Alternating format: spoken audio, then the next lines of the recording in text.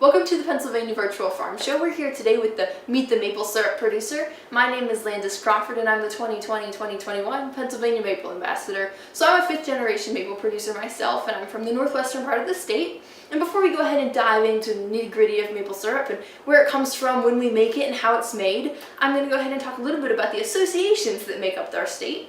So across our state we have 6 different maple associations. We have the Northwest, the Somerset County, the Potter-Tioga, the Endless Mountains, the Northeastern, and recently added the new River Valley Association, which is located down near Harrisburg. And then all of those associations gather under a group called the Pennsylvania Maple Syrup Producers Council.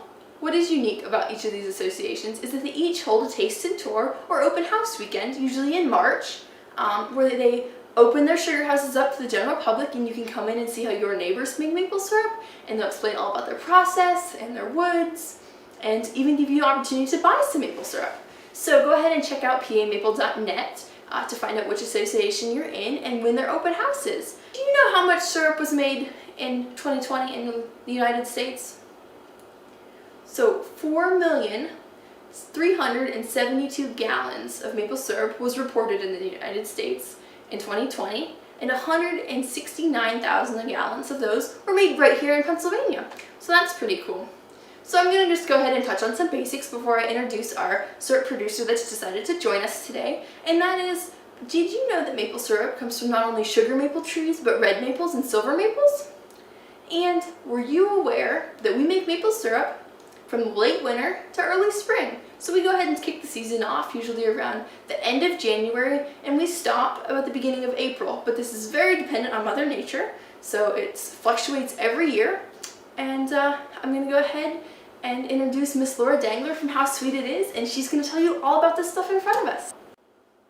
Thank you, Landis. My name is Laura Dangler and I am a maple syrup producer from the Northwest Pennsylvania Maple Association. I've made syrup for about 43 years and have exhibited here at the farm show for several years. I consider myself a small producer. We tap right about 650 taps. We have a 3x8 wood-fired evaporator, and on a good season, I mean, we've made anywhere from 100 gallon to 350 gallon, just depending on Mother Nature. So we're going to talk a little bit about how you can make a little bit of maple syrup. You first got to start off with a tree, and the sugar maple tree, which is also called a hard maple, has the sweetest sap to it. And usually it takes, does anybody know how many gallons of sap it takes to make that 1 gallon of pure maple syrup?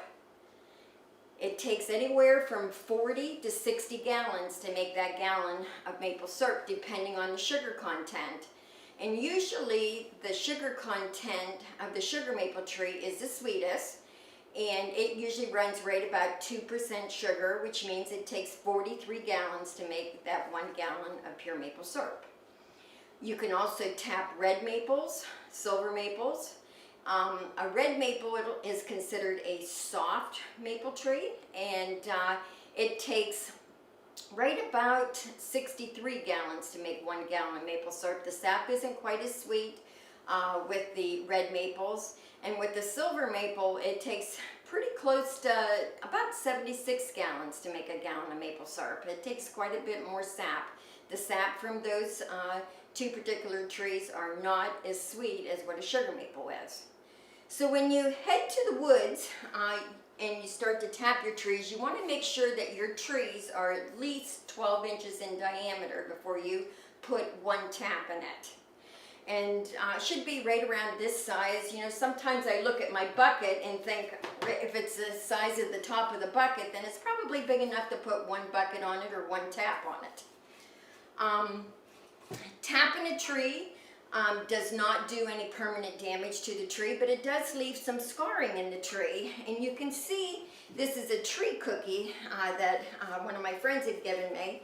And you can see the different tap holes in this tree cookie.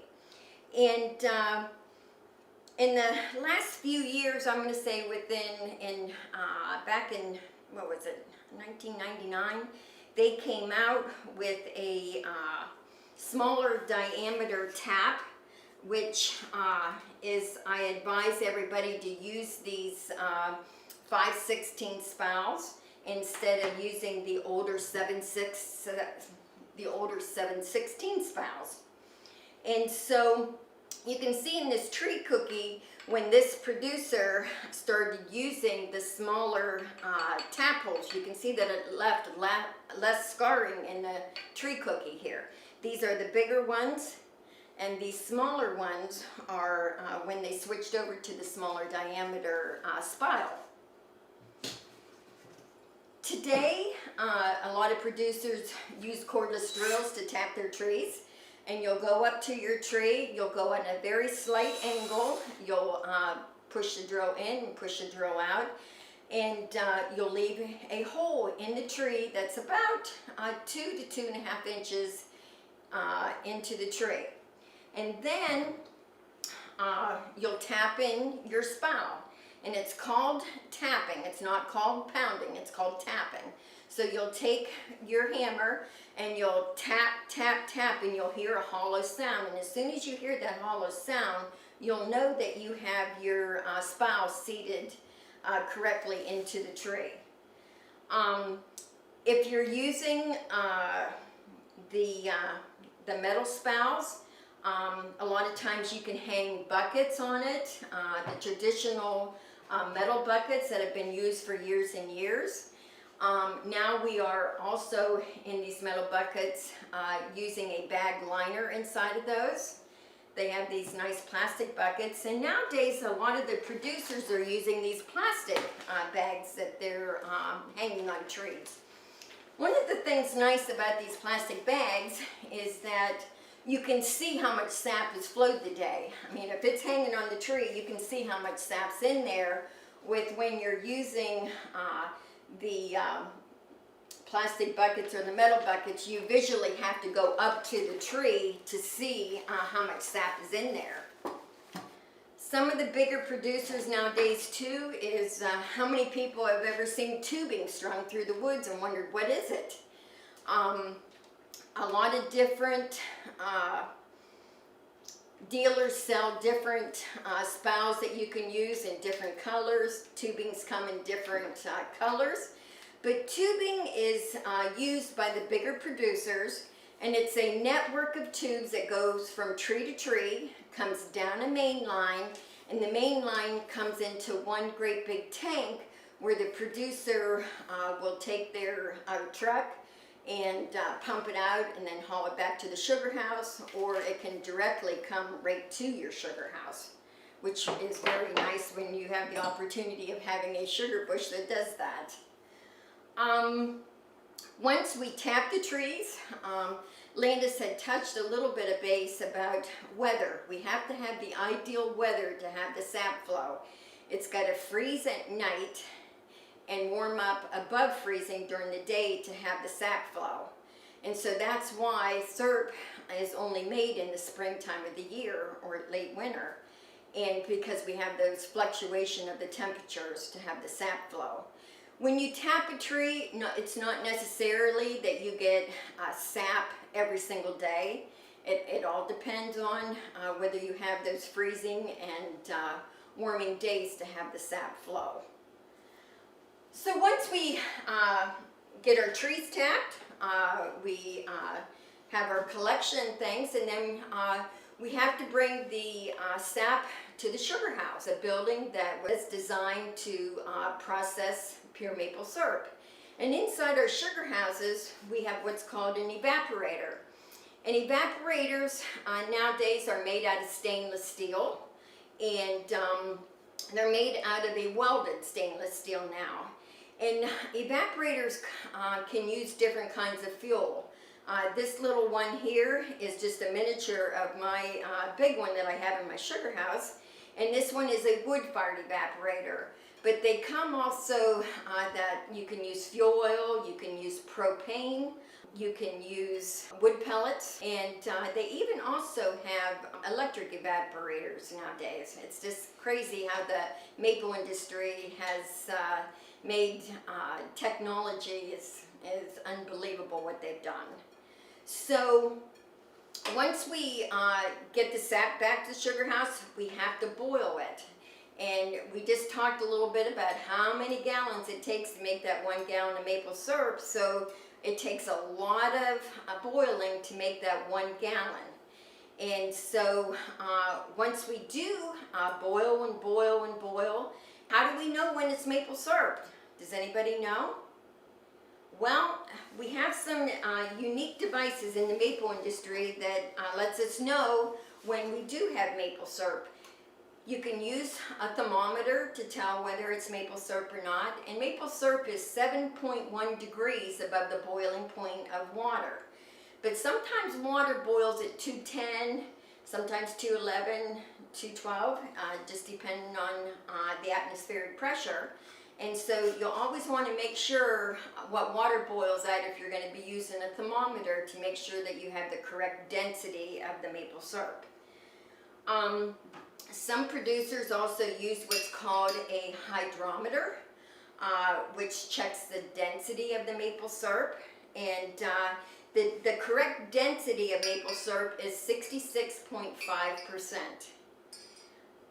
Also, some of the bigger producers use what's also called a refractometer, which is just a battery operated, which also checks the density of your pure maple syrup.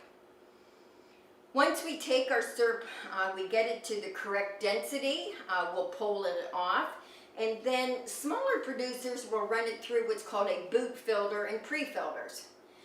Some of the bigger producers use air-pumped pressure filters, or they use gear-driven pressure filters, where there's a series of plates with filters in them, and they'll pump the maple syrup through it to filter it. You know, sometimes people say, why do you filter your maple syrup?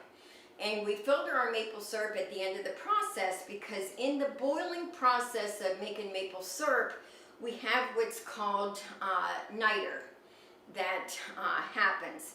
And if you did not filter your maple syrup in a nice clear glass container, after the particles had settled down, you might have what looks like sand in the bottom of the of your container. And so that's one of the reasons why we filter our syrup before we can it. One of the things too that we do after we filter our syrup is that we will grade our maple syrup. And syrup is sold in 4 different grades. And years ago, it used to be called light, medium, dark, and grade B syrup. And the USDA decided that all maple syrup was going to be graded the same along with Canada. And so now we go by color and taste. And our first syrup, it usually comes out usually early part of the season. You can see how light colored it is compared to the other grades. And it is called Golden Delicate Taste. And a lot of times this syrup is used to make maple candies and maple creams. It really has a very light, subtle maple flavor to it. And a lot of people that just like a light flavored maple syrup like the Golden Delicate. Our next grade that we have is, it used to be called medium syrup, and it's actually called Amber Rich Taste Syrup. And you can tell that it's just a little bit darker than the Golden Delicate. And that just makes a really good table syrup. You can just use maple syrup on so many different things. You know, to pancakes, to sweetener in your coffee and tea, oatmeal, just anything. It just is so good on, and you can use it in baking and cooking as a glaze. Then our next grade that we have is called Grade A Dark Robust Taste, and you can see that it's a little bit darker. And this has a really strong maple flavor. Usually the darker the color of syrup, the stronger maple flavor it has. And then our last grade is, it's called Grade A Very Strong Taste. And a lot of times your darker syrups are made towards the end of the season when the weather starts to get a little bit warmer. And usually the darker grade syrups are used to, usually I make like maple mustards, maple barbecue sauces, maple sugar out of it, because it gives you the stronger maple flavor to it in your byproduct that you're making. After we grate our syrup, we have to can our syrup. And there you can can in glass. There's a lot of decorative glass out there. You can even can in a quart jar, a pint jar. Years ago, tin. And some of the producers are still canning in tin as for gift baskets and stuff. But back when I first started making syrup, that's all we had was tin containers. We didn't have plastic. And then a lot of the producers nowadays use the plastic containers. And they're made by several different companies out there too. Some of the different products that you can make with just pure maple syrup is maple sugar. And maple sugar is just made with pure maple syrup, cooked to 255 degrees. And then it's stirred hot until it starts to granulate. And then I run it through a sifter and sift it. And maple sugar can be used in replacement of any white sugar in your recipe, or even a brown sugar. I know my household personally, we have very, very little white sugar in our house. One of the other things that we can make with just pure maple syrup is maple cream. And maple cream is a really good spread that's good on English muffins, bagels, toast. One of my new go-to things is I like it spread on brownies as a frosting. You put that maple and chocolate together and you won't be disappointed if you try it. One of the other things that we can do with just pure maple syrup is pure maple candy. And I always tell everybody that that is a taste of nature. That's nature's candy because it's just made with pure maple syrup. I'm sorry this year that we're not able to be live at the Pennsylvania Farm Show, but we hope that, you know, if you have any questions about making maple syrup, that you do get on our pamaple.net, find a producer near you to even go shadow if you're really interested in making a little bit in your own backyard. And hopefully we'll see you guys next year, and have a great year.